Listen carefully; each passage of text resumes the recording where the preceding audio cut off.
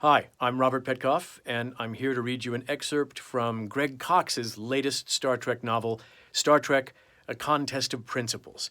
In it, the original series crew, helmed by Captain Kirk, of course, are sent to a Federation planet to help monitor an election. What could go wrong?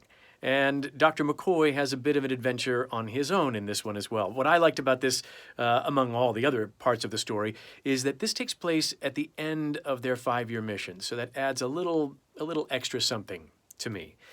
Here we go. An excerpt from Star Trek: A Contest of Principles. "It looks like a ghost town," Levine said. "Not like a ghost town." McCoy looked around, his eyes adjusting to the dimming light. "No fever could do this in only a matter of days. Something's not right here." "Hello?" Chapel called out, raising her voice. "Is anyone here?"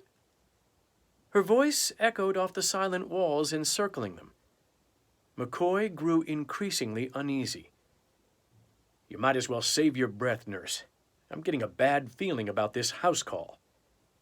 Levine looked apprehensive as well. He glanced back the way they'd come.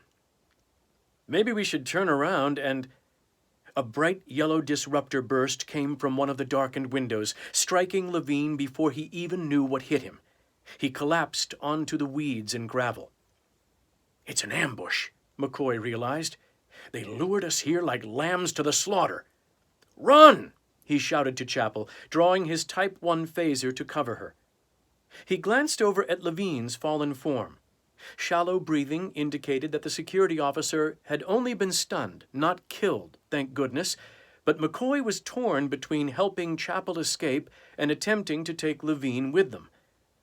Crouching down, he fired his phaser at random windows, but wasn't entirely sure where the disruptor burst had come from or even how many ambushers they were dealing with. What was the point of this attack, and who was behind it? Why go to so much trouble just to ambush a Starfleet medical team? "Are they after the right Talon?" he wondered. "That might fetch a pretty penny on the black market." "Hurry, Doctor! We need to get out of here!" Christine rushed to Levine's side instead of fleeing as instructed. She aimed her own phaser at the looming buildings, but she had no better idea where to fire than McCoy did. Their attackers could fire from cover, while the landing party was out in the open. Whoever had staged this ambush had planned it well. "Blast it, Christine, I told you to run!" "Not without you and Levine."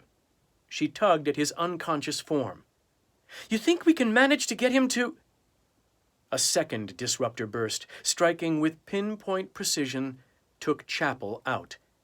She dropped limply beside Levine, leaving McCoy the last man crouching, as it were.